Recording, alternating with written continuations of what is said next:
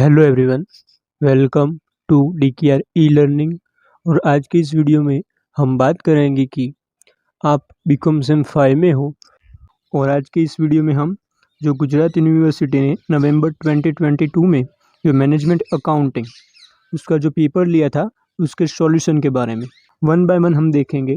पहले गुजराती मीडियम में सभी क्वेश्चंस एंड एमसीक्यू एंड उसके आंसर देख लेंगे और उसके बाद हम इंग्लिश मीडियम में सभी क्वेश्चंस एंड एमसीक्यू एंड उसके आंसर देख लेंगे। ये प्रैक्टिकल अगर कोई एमसीक्यू है तो पर्टिकुलरली हम लास्ट में उसे समझेंगे डीपली एक्सप्लेनेशन के साथ कि कैसे एमसीक्यू को सॉल्व करते हैं अगर कोई सम टाइप का एमसीक्यू अगर यूनिवर्सिटी ने पूछा है तो वीडियो को पूरा देखो। तो ऐसी इम्पोर्टेंट अपडेट और इन्फॉर्मेशन के लिए हमारे चैनल को सब्सक्राइब करें और इस वीडियो की लिंक को आपके सभी फ्रेंड के साथ शेयर करें व्हाट्सअप एक्सेट्रा पर। It is 100% free. और ऐसे बीकॉम सेम 5 के ज़्यादा वीडियोस के लिए उसकी लिंक हमने पिन कमेंट और डिस्क्रिप्शन में दी है, तो वहाँ से भी आप बहुत सारे पास्ट पेपर के सॉल्यूशंस एंड आईएमपी क्वेश्चन का वीडियोस देख पाओगे। तो पहला गुजराती मीडियम में જોઈ લઈએ છીએ, પછી ઇંગ્લિશ મીડિયમમાં જોઈશું। ક્વેશ્ચન 1 એ સંચાલકી હિસાબી પદ્ધતિનો અર્થ આપી તેના કાર્યક્ષેત્રની ચર્ચા કરો। બી નાણાકીય પત્રકોના વિશ્લેષણની જુદી જુદી રીતો ચર્ચો। ત્યારબાદ અથવામાં 14 માર્ક્સનો સમ પૂછ્યો છે, સામાન્ય માપની ટકાવારી દર્શાવતું પત્રક તૈયાર કરો। જે ઇઝી સમ છે, જે બુકમાં જોશો તો તરત જ આવડી જશે એ ટાઈપનો છે। 2A ગુણોત્તરનો અર્થ સમજાવી પ્રવાહિતાના ગુણોત્તરોની ચર્ચા કરો। 2 જો સ્ટોક ઉડલો 4 વખત અને શરૂઆતનો સ્ટોક છેવટના સ્ટોક કરતાં 2500 ઓછો હોય તથા સરેરાશ સ્ટોક 11250 હોય તો ખરીદી શોધો। અને એના અથવામાં આ સમ આપવામાં આવ્યો હતો ગુણોત્તરનો। 3A ભંડોળ પ્રવાહ પત્રક અને રોકડ પ્રવાહ પત્રક વચ્ચેનો તફાવત સમજાવો। 3B ગુણો હિસાબી ધોરણ 3 મુજબ નમૂનાનું રોકડ પ્રવાહ પત્રક બનાવો અને એના જ અથવામાં રુદ્ર કંપની માટેનું કેશ ફ્લો સ્ટેટમેન્ટ તૈયાર કરવા માટેનો સમ પૂછવામાં આવ્યો હતો રોકડ પ્રવાહ પત્રક। 4A બજેટરી અંકુશનો અર્થ આપી તેના ફાયદાઓની ચર્ચા કરો। 4B અજય લિમિટેડના તારીખ 31/3/2022ના રોજ પૂરા થતા વર્ષના વેચાણ ખર્ચને લગતા અંદાજે આંકડા નીચે મુજબ છે,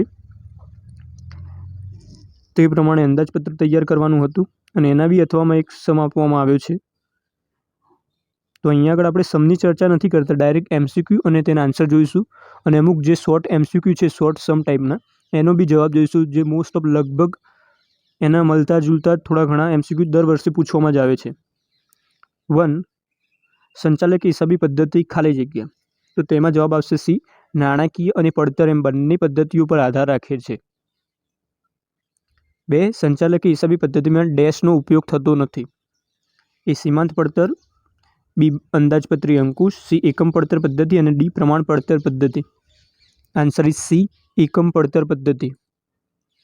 3 એક કંપનીના હાથ પર રોકડ 20,000, બેંક સિલેક્ટ 45,000 અને તરત વેચી શકાય એવી જામીનગીરીઓ 35,000, સ્ટોક 1 લાખ અને પ્રવાહી દેવા 1,20,000 છે, તો એસિડ કસોટી ગુણોત્તર શોધો। તો એની અંદર આન્સર આવશે સી 0.83:1।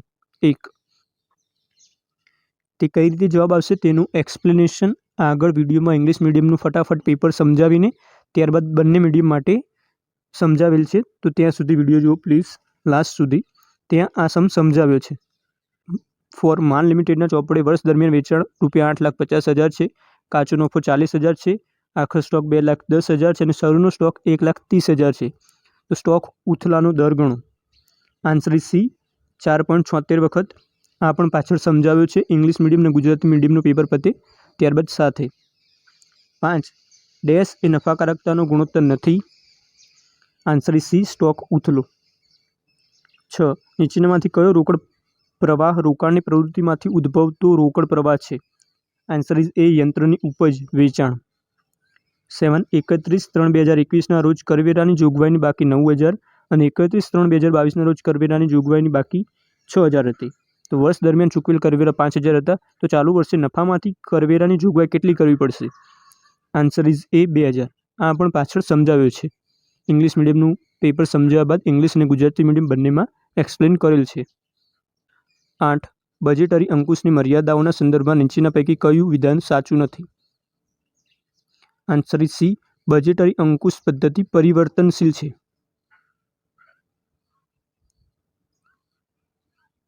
9. એક કંપની આગામી મહિના માટે માલ સામાન બજેટ બનાવવા માંગે છે.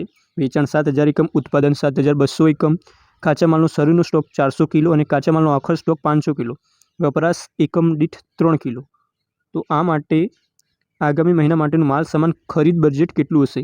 A 20,900 kilo, B 21,100 kilo, C 21,500 kilo और D 21,700 કિલો.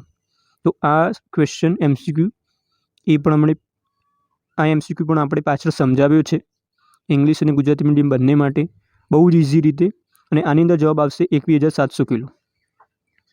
10. રોકડ અંદાજપત્ર ખાલી જગ્યા માટે ઉપયોગી સાધન છે. D નાણાકીય આયોજન માટે. 11. એક મહિનાનું કુલ વેચાણ 90,000 છે, જેમાં રોકડ વેચાણ 20%, ઉધાર વેચાણ 5% માલ પર પરત આવે છે. यानी कि रोकड़ वेचाण 20% है, उधार वेचाण 80% है और उधार वेचाण पैकी 5% माल परत आवे छे. उधार वेचाणना 50% वेचाण थया पछीना महीनामां अने बाकीना 50% वेचाण थया पछीना बीजा महीनामां वसूलात मळे छे. चोखा वेचाण पर 5% लेखे कमीशन वेचाण कमीशन है, तो कमीशननी टोटल रकम केटली थशे? तो आनी अंदर आंसर आवशे डी 4,320 रुपया. अने आ सम पण आपणे आगळ समजाव्यो छे कि कई रीते रोकड़ वेचाण पर कमीशन गणવું, उधार वेचाण पण गणવું અને કઈ રીતના ઉધાર વેચાણ પરત આવ્યું છે તેનું માઇનસ કરવું. અને છેલ્લો MCQ 12. શૂન્ય આધારિત અંદાજપત્રનો ખ્યાલ ખાલી જગ્યામાં ઇંગ્લેન્ડમાં બજેટ નિષ્ણાત દ્વારા રજૂ કરાયેલું. આન્સર ઇઝ ડી 1924માં. હવે ઇંગ્લિશ મીડિયમનું જોઈશું, પણ આગળ બંને ગુજરાતી અને ઇંગ્લિશમાં સમ આગળના જે MCQના સમ બાકી છે તે એક્સપ્લેન કરીશું. Now for English medium management accounting 1 BCom sem 5 November 2022 में जो पेपर लेवामां आव्युं हतुं ते, तो इसमें जो सम है उसका सॉल्यूशन अभी हम नहीं देखेंगे, लेकिन जो MCQ है उसका सभी का हम सॉल्यूशन देखेंगे. और जो MCQ शॉर्ट टाइप सम है तो वो MCQ के में जो सम पूछे गए हैं ना उसका भी हम आगे सॉल्यूशन देखेंगे. तो 1A वो थियरी थी, 1A और B उसके और में सम था.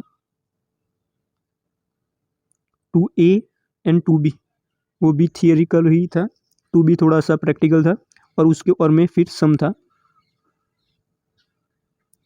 रेशियो का. 3A और B वो थियरी के थे, और उसके और में जो सम था वो कैश फ्लो का था, पूरा 14 मार्क्स का. तो वो अभी हम यहाँ पर सॉल्व नहीं करते हैं, सिर्फ मैं आपको दिखा रहा हूँ जिससे आप थियरी भी देख पाओ और बुक में से वो रीड कर सको. फॉर ए थियरी थी और फॉर बी प्रैक्टिकल था, और उसके और में भी प्रैक्टिकल था. नाउ मैनेजमेंट अकाउंटिंग उसका जो 5th select the correct option and show necessary calculation. तो इसका आंसर हम देखेंगे. Management 1 management accounting depends on. Answer is C financial and cost accounting both. 2 dash is not used in management accounting. Answer is C unit costing. 3 a company has cash on hand 20,000, bank balance 45,000 and marketable securities 35,000. Stock is 1 lakh and liquid liabilities are 1,20,000. Find out acid test ratio. Answer is C 0.83/1. इसका solution हम बाद में देखेंगे कि कैसे आप acid test ratio calculate कर सकते हो. तो वीडियो को पूरा देखना एंड तक, बाद में हमने सभी में गुजराती और इंग्लिश में एक्सप्लेन किया है.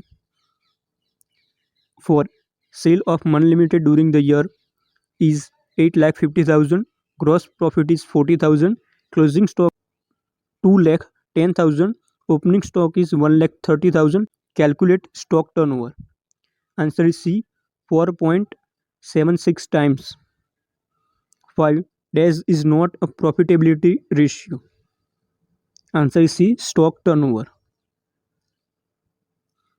6 which of the following is the cash flow arising from investing activities? Answer is A sale proceeds of machinery. 7 provision for taxation was 9,000 on 31 March 2021 and 6,000 on 31 March 2022. Income tax of 5,000 was paid during the year. Then how much provision for taxation should be made from profit during the current year? ये भी कैसे calculate करना है ये भी हमने आगे explain किया है। तो अगर आप ऐसे शॉर्ट सम सीखना चाहते हो तो वो भी हम आगे एक्सप्लेन करेंगे, पूरे सॉल्यूशन और उसकी कैसे प्रोसेस है सभी कुछ। तो वीडियो को पूरा देखो। और इसमें जो आंसर आएगा वो होगा ए 2000। 8. Which of the following statement is not true in the context of limitation of budgetary control? Answer is C. Budgetary control system is flexible. 9. A company wants to make material budget for the next month. Sale 7,000 unit, production 7,200 unit, opening stock of raw materials 400 kg, closing stock of raw materials 500 kg, usage 3 kg per unit. What is the material purchase budget for the next month from above information? Answer is D. 21,700 kgs. Cash budget is a useful tool for D. Financial planning. Answer is D. 11. Total sale for a month is 90,000 rupees, which includes 20% sale on cash basis, mean 80% on credit. Now 5% goods of credit sale are returned. 50% of credit sale is received in next month of sale and remaining 50% in the second month of sale. Selling commission is 5% of net sale. The amount of commission will be dash. तो ये सम भी हमने आगे explain किया है कि जो 5% goods आपने रिटर्न हुए हैं सेल में से, कस्टमर ने हमें वापस किए, उसका भी कमीशन कैसे कैलकुलेट होगा वो सभी डिटेल्स हमने आगे एक्सप्लेन की है, सम का सॉल्यूशन किया है। लेकिन इसमें आंसर आएगा D, ₹4,320 rupees. 12. The concept of zero-based budgeting was put forward as far back as in dash by a budget expert of England. Answer is D. 1924. MCQ 3 उसका एक्सप्लेनेशन देखेंगे गुजराती एंड इंग्लिश दोनों में। तो उसमें आपको acid test ratio find out करना था, acid कसौटी गुणोत्तर, અને એના માટે વિગત આપી હતી cash on hand 20,000, bank balance 45,000, marketable securities 35,000 and stock 1 lakh. Marketable securities mean તરત વેચી શકાય તેવી જામીનગીરીઓ। તો પહેલાં તો એસિડ ટેસ્ટ કસોટી એનું સૂત્ર છે ઝડપી મિલકતો, ક્વિક એસેટ डिवाइडेड बाय प्रवाही देवा और चालू देवा, लिक्विड लायबिलिटीज़ और अगर करंट लायबिलिटीज़ है तो वो। तो पहले तो हम देखेंगे कि झड़पी मिलकतों क्विक एसेट क्या होता है। तो चालू मिलकतों total current asset minus stock minus देवादार डेटर्स। तो यहाँ पर तो हमें टोटल एसेट नहीं दी है, लेकिन हमें डायरेक्टली जो रोकड़ की समकक्ष होती है ऐसी एसेट है कैश, बैंक और मार्केटेबल सिक्योरिटीज़, लेकिन स्टॉक हमें इंक्लूड नहीं करना है। तो हमें डायरेक्ट ही क्विक एसेट मिल जाएंगी, cash plus bank plus marketable securities, 20,000 plus 45,000 plus 35,000 equal to 1 lakh. और हाँ, यहाँ पर डायरेक्टली लिक्विड लिएबिलिटीज़ प्रवाही देवा आप्या छे 1,20,000, तो उससे डिवाइड कर देंगे। तो acid test ratio 1 lakh divided by 1,20,000 is equal to 0.83 जेम 1, और डायरेक्टली आप 0.83 भी लिख सकते हो। तो ये था MCQ 3 का सोल्यूशन, और आगे हम दूसरे सॉल्यूशन भी देखेंगे। MCQ 4 उसमें हमको स्टॉक टर्नओवर स्टॉकનો ઉથલો શોધવાનો કહ્યો છે। તો આપણે પહેલાં એનું સૂત્ર જોઈ લઈએ, उसका फॉर्मूला क्या होगा। COGS cost of good sale વેચેલ માલની પડતર डिवाइडेड बाय एवरेज स्टॉक यानी कि सरेराश स्टॉक। तो COGS mean sale minus gross profit. तो यहाँ तो रकम में ही हमने सम में ही 8,50,000 का हमें सेल दिया गया है, और उसमें से हम बात करेंगे 40,000 ग्रॉस प्रॉफिट वो भी दिया गया है। तो डायरेक्टली हमको COGS मिल जाएगा 8,10,000। एवरेज स्टॉक हमें फाइंड आउट करना है, शुरू का स्टॉक प्लस आखिर का divided by 2, 1,30,000 plus 2,10,000 divided by 2 is equal to 1,70,000। तो स्टॉक टर्नओवर स्टॉक उथलो आएगा 8,10,000 divided by 1,70,000 is equal to 4.76 times. Gujarat medium में 4.76 वखत आवशे। MCQ 7 टैक्स प्रोविजन करवेरानी जोगवाई शोधवानी हती कि करंट ईयर में हमें कितनी टैक्स प्रोविज़न करनी होगी।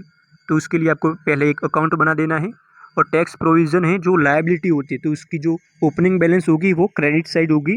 तो ओपनिंग बैलेंस हमें दी है 9000 और क्लोजिंग बैलेंस जो डेबिट साइड आएगी वो है 6000 और हमने जो कर पे किया है वो हम डेबिट करेंगे तो वो होगी 5000।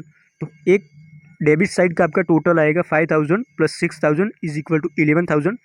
दोनों साइड आपको लाइन करके टोटल लिख देना है और जो डिफरेंस आएगा 11000 माइनस क्रेडिट साइड में 9000 बाद करोगे तो 2000 का डिफरेंस आएगा। वो हम करंट ईयर में यानी कि चालू वर्ष में नफ़ा नुकसान खाते से कर वेरा की जुगवाई करेंगे। टैक्स प्रोविज़न होगी 2000 रुपीज़। तो ये था पूरा सॉल्यूशन और अभी हम आगे का सॉल्यूशन देखेंगे। मटेरियल बजट MCQ 9 तो उसमें हमें इन्फॉर्मेशन दी थी। सेल था 7000 unit, production 7200 unit, opening stock 400 kg, closing stock 500 kg और यूजेज 3 किलो पर यूनिट। यानी कि हमें मटेरियल्स की नीड उसका बजट करना है। तो हम जो सेल करेंगे वो हम नहीं देखेंगे, हमें जो प्रोडक्शन करना है उसके बेस पर हम मटेरियल्स की रिक्वायरमेंट होगी तो उसके हिसाब से हम बजट तैयार करेंगे। तो हम पहले तो प्रोडक्शन यानी कि उत्पादन 7200 યુનિટ છે, યુનિટમાં છે તો આપણે પર યુનિટ 3 kgની જરૂર પડે છે तो उससे मल्टीप्लाई करेंगे तो 7200 unit into 3 is equal to 21600 kg। और हमारे पास में पहले से ही ओपनिंग स्टॉक है तो वो हम लेस करेंगे 400 kg प्लस हमें आखिर स्टॉक रखना है 500 kg तो वो हम प्लस करेंगे। तो टोटल आएगा 21700 kg 21700 जो हमें मटेरियल परचेज करना है और वो होगा हमारा मटेरियल नीड और material purchase budget. MCQ 11 total sale हमें कुल बेचन दिया गया है 90,000 90,000 रुपये, उसमें से 20% कैश सेल है यानी कि 18,000 18,000 और 80% 80% उधार बेचन है क्रेडिट सेल तो वो कैलकुलेट करेंगे तो वो होगा 72,000 रुपीज़ 72,000। सो उधार वेचाणना 5% माल परत आवे छे। 5% of total credit sale is return तो हमें नेट क्रेडिट सेल यानी कि चोख्खू उधार वेचाण शोधवू पड़शे। तो उसके लिए हम कैलकुलेट करेंगे 72,000 और उसमें से 5% लेस करेंगे जो रिटर्न आ रहा है तो 3,600 हम लेस करेंगे तो टोटल नेट क्रेडिट सेल आएगा चोख्खू कुल उधार वेचाण आपसे 68,400 68,400। और अब हमें कमीशन फाइंड आउट करना है जो सेल पर होता है तो उसमें क्रेडिट सेल जो नेट है वो लेंगे और कैश सेल लेंगे और उस पर 5% हम कमीशन लेंगे। तो टोटल कमीशन कितना होगा, नेट क्रेडिट सेल 68,400 पर 5% होगा 3,420 रुपीज़ एंड कैश सेल पर होगा रोकड़ वेचाण पे 18,000 5% 900 रुपीज़। तो टोटल सेल कमीशन होगा 4,320 रुपीज़। और ऐसे BCom Sem 5 के ज़्यादा वीडियोस के लिए उसकी लिंक हमने पिन कमेंट और डिस्क्रिप्शन में दी है तो वहाँ से भी आप बहुत सारे पास्ट पेपर के सॉल्यूशंस एंड IMP क्वेश्चन का वीडियोस देख पाओगे। तो ऐसी इम्पोर्टेंट अपडेट और इन्फॉर्मेशन के लिए हमारे चैनल को सब्सक्राइब करें और इस वीडियो की लिंक को आपके सभी फ्रेंड के साथ शेयर करें। It is 100% free